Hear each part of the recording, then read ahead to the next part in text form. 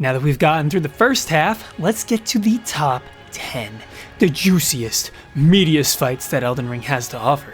I've been dying to talk about my favorite fights of the game, which de facto means that they are some of the best in the entire series. So let's get started with number 10, Rykard, Lord of Blasphemy. This boss slaps. Okay, so when I first walk into this arena, it was following the lovely, bloodborne-tinged Volcano Manor, one of my favorite legacy dungeons of the entire game. I appreciated how reclusive and sinister the hallways felt, with tortured citizens and burning pyres guiding you to this depraved lunatic. You walk in the room, pick up this unique weapon, and wham! You're shooting Storm Ruler swipes across the whole damn screen. It's a joy to use this weapon. This is by far the best gimmick fight in the series, and it's not even close. The gimmick is actually what makes the fight. I love the arena, how purely evil it all feels. It feels icky even being there. The first phase is fun and all, and really helps you get the hang of wielding the power of the storm in the palm of my hand. But the real chaos kicks off with phase 2.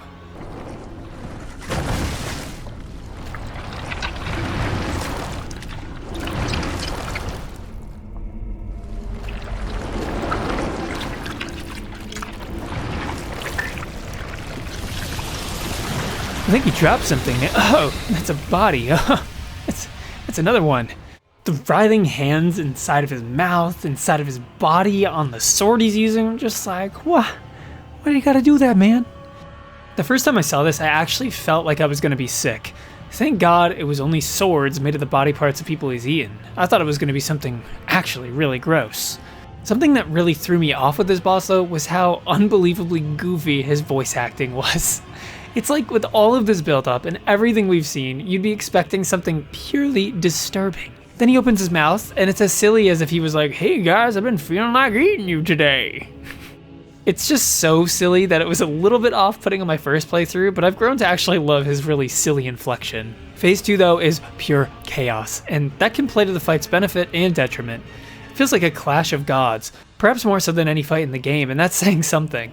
The unique weapon allows you to stand back and take in the entire massive scale of the fight while getting huge, satisfying swipes in. It's like when they found that mid-air solution of attacking the head only, and now we have it here with this gimmick fight. And rather than having to sit there charging for what feels like hours with Yorm, you can really engage with the fight and get swift counters in over and over again.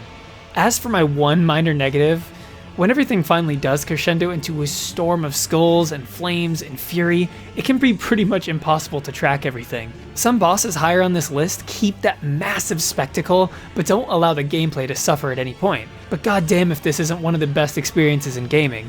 On subsequent playthroughs though, the gameplay loop can be slightly more simple than those above, leaving him as a beastly number 10.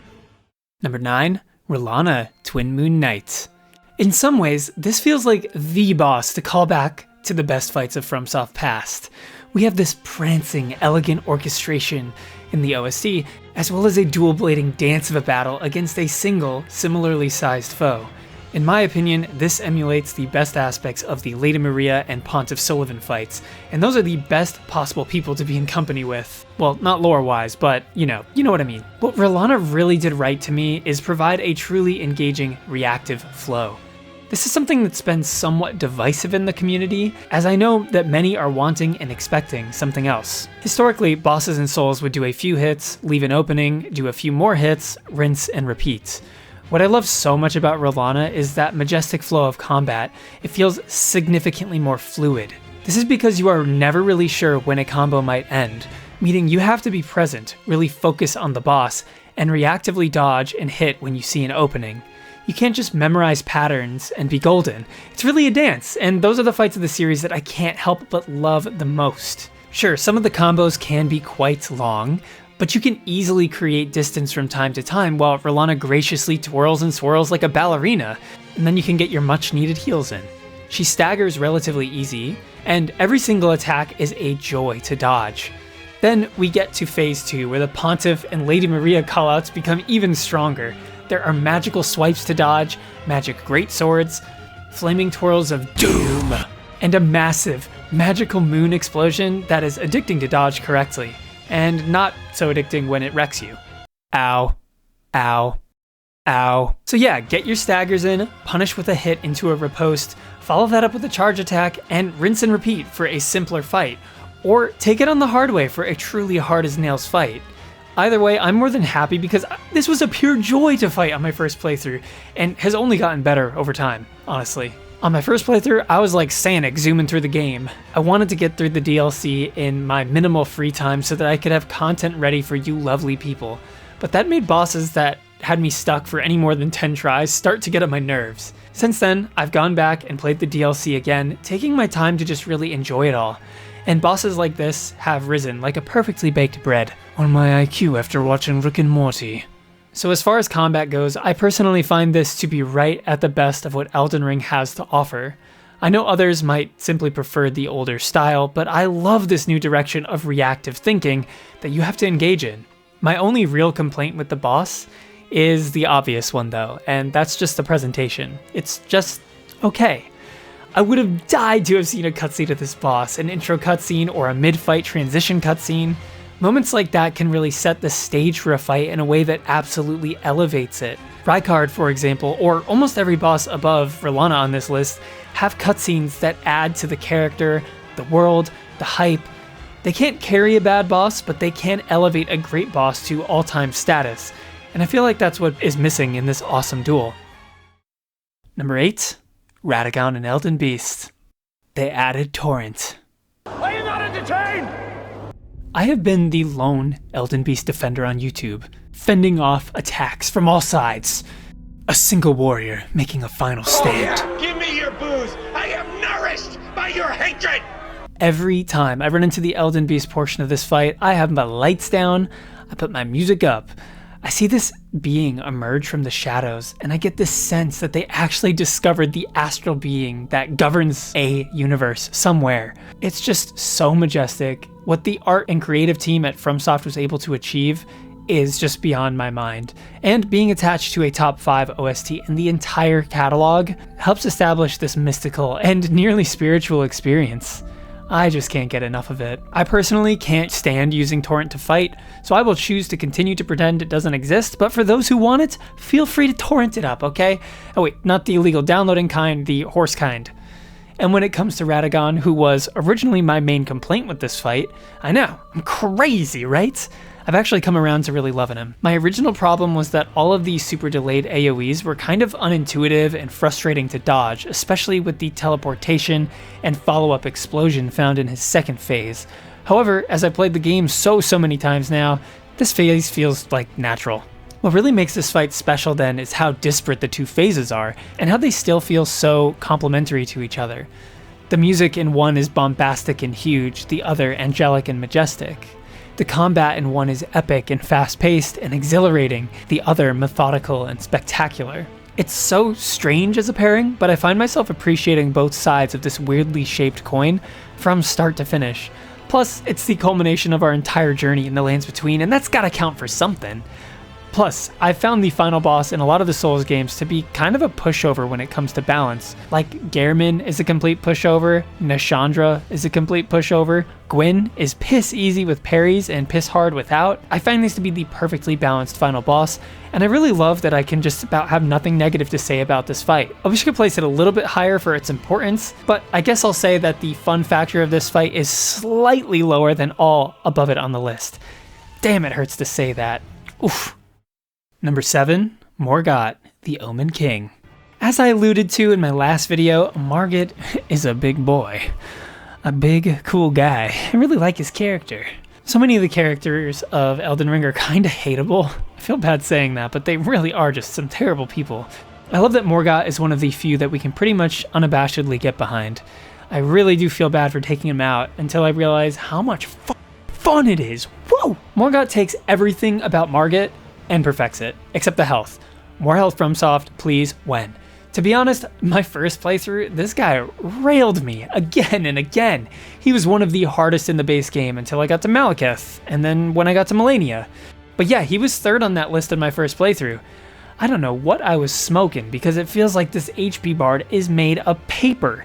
But his moveset, his badass dialogue, his earned self-righteousness, I swear he oozes with charisma, and no offense Rykard, doesn't have goofy voice acting to make me giggle when I should feel intimidated. If not for his Omen status, I could totally see Morgott being a leader that people would be willing to follow. It's too sad he's forced to play Protector in the shadows due to who he was born as. In any case, I love how many fights in Elden Ring, from early to mid-game, feel like a final boss. This really gives such a sense of finality with the grandeur of the setting and the absolute insanity of the moveset. Morgott brings some unbelievably long and challenging to read combos that are amongst the best in the entire series when it comes to fun and spectacle. His ability to summon different weapon types forces you to be on the top of your tippy toes to read what could possibly be coming next. And the fight progresses from moments of placidity to moments of sporadic panic.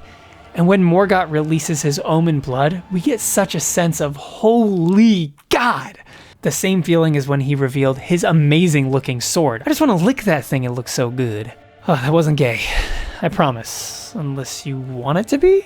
This fight is the full package. I could even see him being slightly higher with an HP buff, but for now, holy God, a boss this good as number 7. Okay, now that we're in this top 6 category of bosses that could almost all be deserving of a spot in the top. A warrior, a lover, a true inspiration to us all. Number 6, Malekith, the Black Blade. In all seriousness, this is where the boss ranking gets really, really hard, as all of these are just the best bosses that I've ever had the pleasure of facing. Starting with number 6 though, Malekith, the Black Blade. This guy hands down wins for the coolest Elden Ring boss. From his warped and twisted voice that matches his warped and twisted arena, to his epic phase transition and his acrobatic and cinematic moveset that is still super engaging to dodge, he is literally the definition of cool. Check your local encyclopedia, his picture will be there, I promise. Money on it. Nobody's used an encyclopedia in decades? Well, shut up. And that's the true charm of Malekith. There are a lot of cinematic bosses in this game. For example, our recently mentioned Elden Beast or Rykard. The thing is, whenever there are bosses that have these larger than life or super cool looking moves, there's typically something sacrificed. Perhaps it's an attack that you just have to run away from, but it looks really damn cool. Or maybe you just can't really catch a read on what the boss is doing. Maybe it has a janky little hitbox. The thing about Malekith though is that you get all of this insane movement, arena interaction with him landing on the pillars and hanging onto them, but you still have to be pixel perfect with many dodges in a row and are left with a window to punish. When I first faced Malekith, I thought he simply did way too much damage, and that damage is still insane, but I find him to be really perfectly balanced as a glass cannon boss. With an emphasis on positioning that I couldn't quite get down in my first playthrough, he provides a unique take on a boss fight, where he would have different follow-ups based on where you're standing. I love that Elden Ring bosses have this reactive mindset. It really makes you feel like you're facing a living entity, a real being seeing you and reacting to your decisions. I know some people think that this is the game cheating, particularly if you choose to heal and then the boss proceeds to throw a fireball at you instantly. Sure, that can be frustrating, but you know what you could also do is understand that this is a possibility, then go behind a pillar or bait out an attack before you heal. This is what makes every time you face a good boss in this game so special. It's just a completely new experience every time. I am such a Malekith fanboy that I pretty much have exclusively used his armor for the past 2 years up until this DLC run. The only thing I can say is that I wish this fight lasted a little bit longer. I love the glass cannon style of the fight as it makes it such an exhilarating and stressful battle, but it means it's over faster than I want it to be. I actually love the fight so much that I would be happy with it lasting twice as long if it just meant I could see a little bit more of it. And I've even come to love the variety of attacks in Phase 1 a lot over time. So all in all, this is a fantastic boss that I just wish lasted a bit longer. Learn where to stand and you'll put this dog down in no time. Number 5, Godfrey, First Elden Lord. I don't know why I whispered that. Godfrey by far wins the award for the most improved in the entire Elden Ring base game. In my original ranking, I said this. Listen to this idiot. Number 8, Hoarah Loux. What the hell is wrong with with you? What the hell was I thinking? A few of you rightfully slapped me up in the comments for that disgusting abomination of a choice. Godfrey is by far my favorite boss in the entire base game when it comes to a pure fun factor. He has the most fluid combat in the base game by far, allowing for these little opportunities for chip damage and here and there during his combos. Pew pew pew pew pew pew pew pew pew. I'm so annoying. So you're constantly threading these little jabs at him, jumping over his earth-shattering attacks to fit in jump attacks. It's really such a thrill through all 4 phases of his fight. That's right, he got 2 great cutscenes too, a fantastic theme which I get stuck in my head all the time, and I love his visual design. He might not have the same cinematic grandeur throughout his fight that a few others have, but like I said, for pure fun factor, this guy is absolutely up there. Originally, my main complaint was Phase 2. I just didn't really love the constant need he felt to WWE slam me into the floor over and over again. However, over time, these dodge timings have become so natural and leave so many openings to punish, he actually feels like the most balanced of all of the late game Elden Ring fights. There are so many punish windows, and he still puts up a really strong battle every time I face him. It's a nice little fake out with his lion, although I'd love to see what kind of duo battle that would have looked like. Sure, his voice actor is a little bit over the top. This pose always gets me giggling like a schoolgirl, but nothing from the base game gets me as smiley as fighting Godfrey. One tiny detail that always gets me really hyped too is the fact that his epic music comes in while the cutscene's still playing. It never fails to get me so damn hyped to face the first Elden Lord. But your time is up, buddy. On my name as Godfrey, the first Elden Lord. Number 4, Mohg, Lord of Blood. First things first, I ain't gonna be giving any credit to this guy. He still led a crazy blood cult and was not a great guy, but probably slightly less bad than we thought. Woo! I'm still waiting for that Mohg YouTube apology until I fully forgive him. Mohg is like the best of the best FromSoft bosses hidden away in this secretive, underground bloody lair. The streets run red with blood, evoking the Bloodborne DLC, and the streets leading up to Ludwig.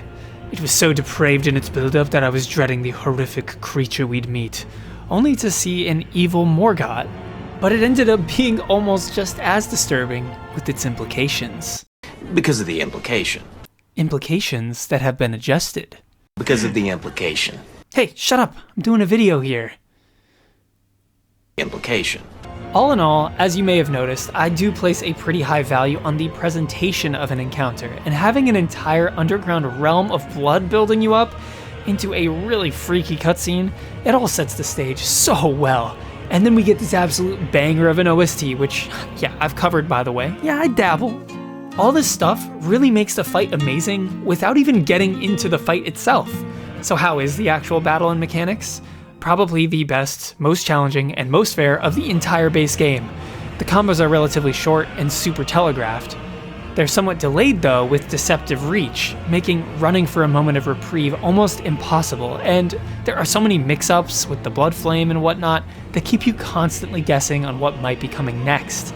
And then, this phase transition happens.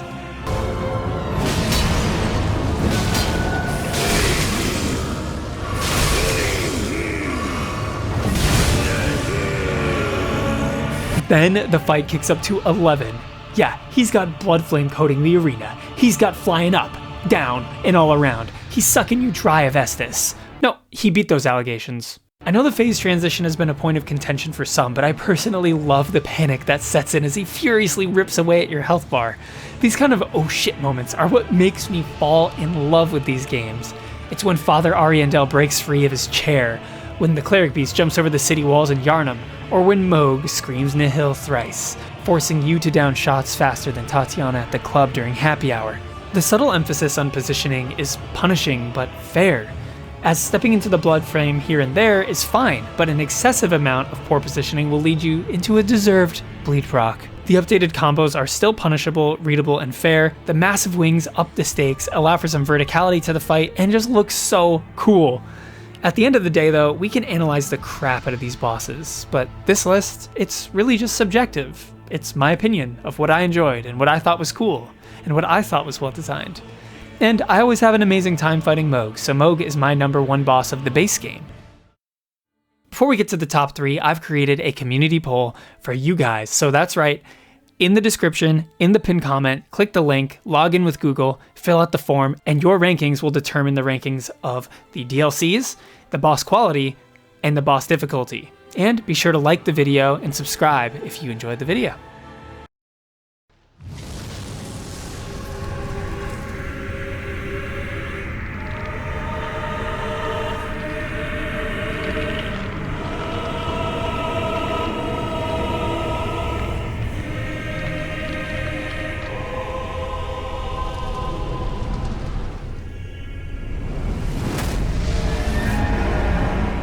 Alright, I got a little bit of housekeeping to do.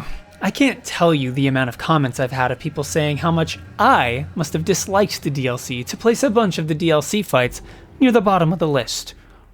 Wrong. The depths of your foolishness! This DLC has 3 of the best fights in FromSoft history, and they all occupy the top 3 spots. Historically, when FromSoft has released a DLC, they release it as a massive upgrade to the base game. For example, there is no boss in the base game of Dark Souls 3 that achieved what they did with Slave Knight Gale, or Ludwig for the Old Hunters DLC, Artorias or Manus, Cerulean and Fume Knight in Dark Souls 2, etc, etc. It's almost like a sequel level upgrade in terms of boss quality, mechanics, even OST. The reality is, the base game of Elden Ring had already maxed out a lot of the mechanics that the game had to offer. Where can you possibly go above Malekith, Mohg, Godfrey, Morgott, Rykard, Radahn, and Melania? These bosses have everything that you could possibly achieve with the dodge, jump, and block mechanics that this game has to offer without pushing consumers a little bit too far. The DLC was not going to be a sequel level upgrade, but rather more amazing Elden Ring. And in that respect, it delivered in spades. I think it was really a referendum on how much I enjoyed so much of the base game bosses, including bosses that I find underrated by the community, like Renala. So when you see a boss like Erdtree Avatar ranked low, like, yeah, I put it below Godric the Grafted, but I think Godric is one of the coolest early game bosses in gaming, and a Sunflower just didn't quite crack it. I still had a ton of fun with the fight though. When it comes to these top 3 though, it actually does feel like something special happened here. It isn't as far a step above in the way that Manus was to the rest of the base game Dark Souls 1 bosses, but these top 3 achieve something really special, even with all of that said. Starting with Midra, Lord of Frenzied Flame. As I've mentioned before, I love a good build-up, and everything surrounding the fight is what Midra has managed to take to the next level, beyond anything that the base game of Elden Ring, as far as I'm concerned, had to offer. The build-up actually starts before you even get into the Legacy Dungeon. It starts when Torrent is even too scared to come out to give you any sense of safety. Torrent, who has been through literally everything with you, is too damn scared. Just from that one moment alone, this entire segment of the game is sent to another level of unnerving. The atmosphere of the Abyssal Woods is bloodborne as hell, as are many of the aspects of the DLC, which I couldn't be happier about. But as you dodge, duck, dip, dive, and dodge past the lanterns that function as a horror game chase sequence, you eventually find this haunting manor peering through the fog and horror of it all, begging you to stay the hell away. The entire area is reclusive, and screams of agony coming from Midra's room atop the manor leave you with a dropping stomach. And then, I love how you actively have to choose to kill the old man to initiate the fight. Like, you know it's gonna be bad news, and you still have to actively make that choice.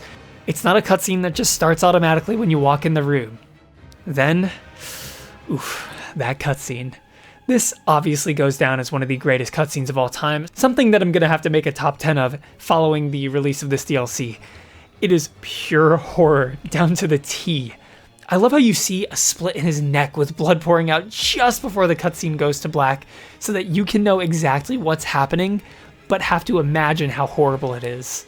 It's like our character was too horrified to even keep looking, and he had to avert his eyes. And then the fight starts, and it's so odd.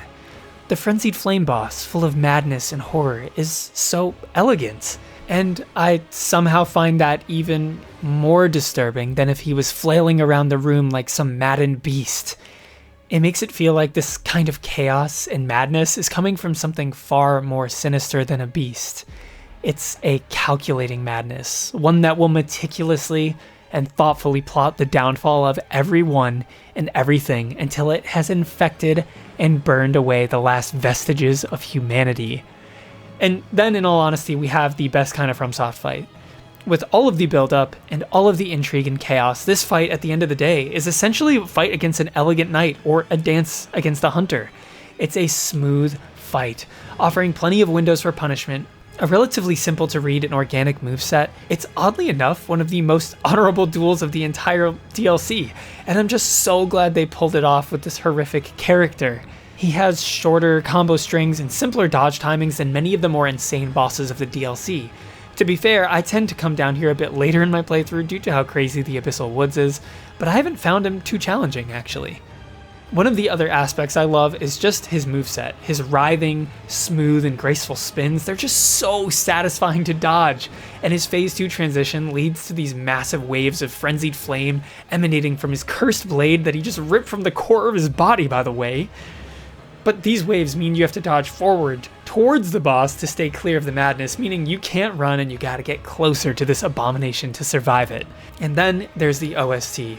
This is one of the strongest in the game. It's got the melodic and harmonic intricacies of the best of the Bloodborne OSTs, with some really cool production choices that just pull it into something of its own.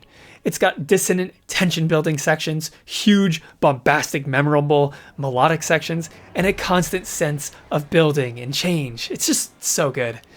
Finally, I love his little offhand dagger, which I guess is the little chunk of blade that stuck into his hand as he was ripping the entire thing out of his torso. I love it because it's this cool little detail, but it adds just a tiny bit of variability to his attacks that you have to be on your toes for. So, all in all, this is just the total package and would be the best boss in a lesser game, but we have 2 more to get to.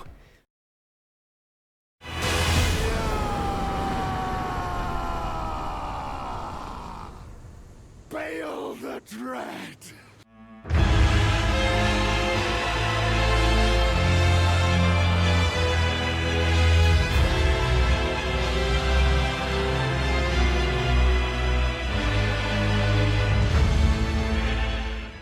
Of all of the years of FromSoft's unbridled creativity, we've gotten Sin, the Slumbering Dragon, Black Dragon Calamite, Guardian Dragon, Ancient Dragon.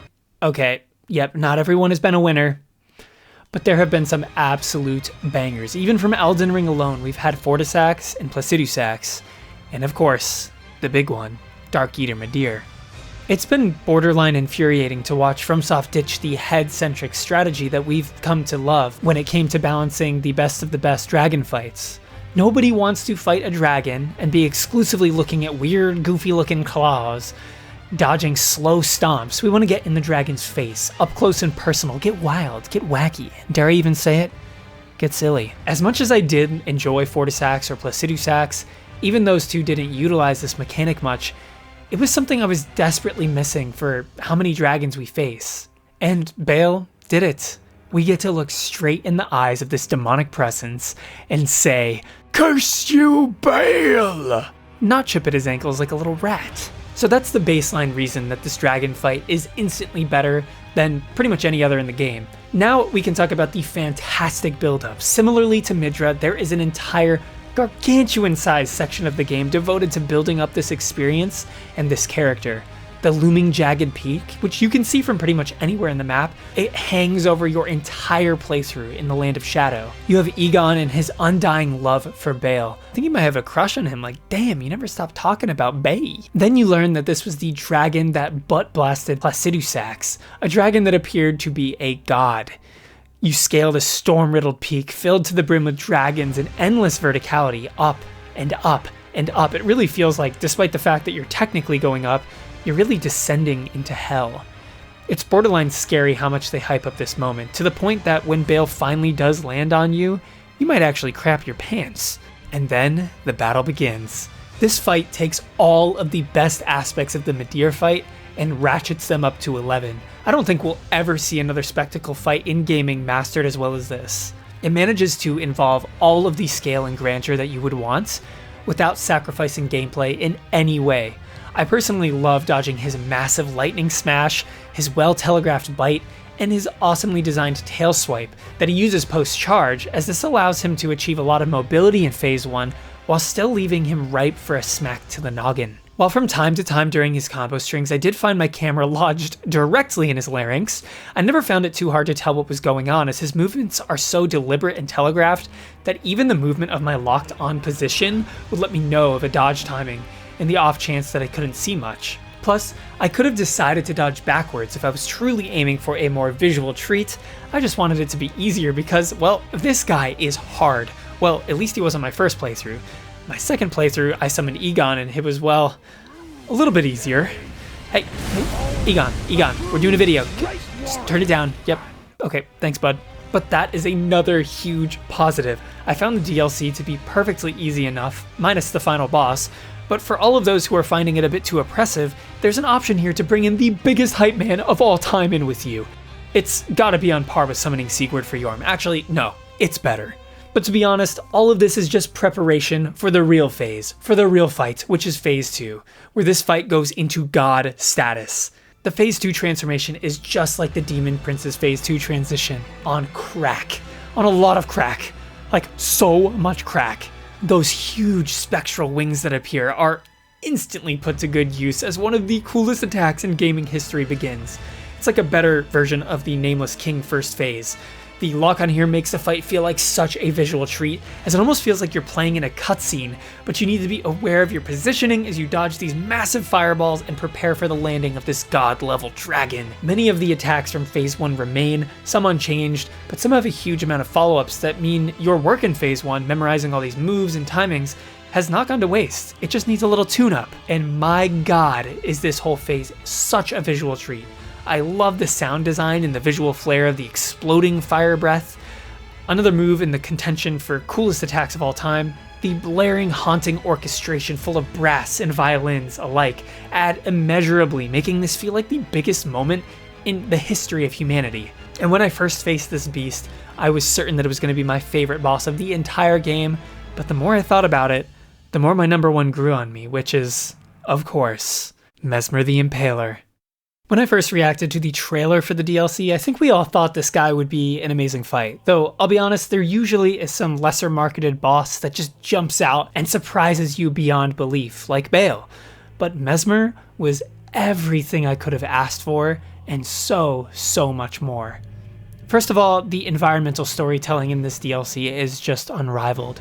We can learn so much about Mesmer and his character, not from items, well, you can, but even without items, just by looking and observing the world around you. Like his furnace golems full of charred bodies. There's so much build up for this larger-than-life character, and when you roll up on him, he is stewing in the pitch black at the top of the Shadow Keep. If that is not emo, then I don't know what is. Aside from instantly striking you as having one of the coolest visual designs in Souls history, his ominous theme, combining elements of Radagon's theme but twisted into fury and anguish, really get to me. You see, Mesmer is the eldest son of Marika, who was commanded by his mother to commit his life to enacting atrocities in her name. And he was then discarded. The sense of a chip on his shoulder, his desperate grasp on the last hope of her eventual return, it permeates his dramatic dialogue delivery, his ominous theme, and his entire character.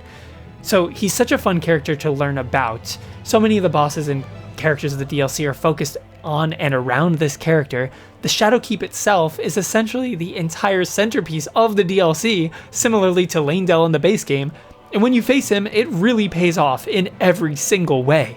I love how in some ways he calls back to the best fights of the game. He calls back to the fighting style of Malenia. He actually starts the fight with an attack quite similar to that of Malenia's first attack in Phase 2 that requires a precise dodge and is rewarded with a strong punish. And that's one of the themes of this boss fight, is that it's just so smooth. Remember when I gushed about the fluidity and fun of Godfrey? Well, this fight has that. It also has the spectacle that you want from a boss like Bale, because of the snakies in Phase 2. It's got the sense of an honorable duel that you would want to get from a R'hllana or a Midra, and the amazing sense of character and story and visual design of a character like Malenia. I'm trying to think of a single thing that this boss disappoints with, and I just can't. There is such a huge variety of attacks that all feel so amazingly fun to dodge, and provide ample punish windows. My personal favorite is the one where he stabs and jabs while in the air, while he's essentially flying around, only to land and bring spears for impalement right out of the ground all around you. I love that his entire character oozes with charisma in every move, like his iconic grab or his methodical and graceful movements. Phase 2 is complete with another one of those all-time cutscenes with another self-mutilation, a theme which is oddly extremely prevalent in Elden Ring.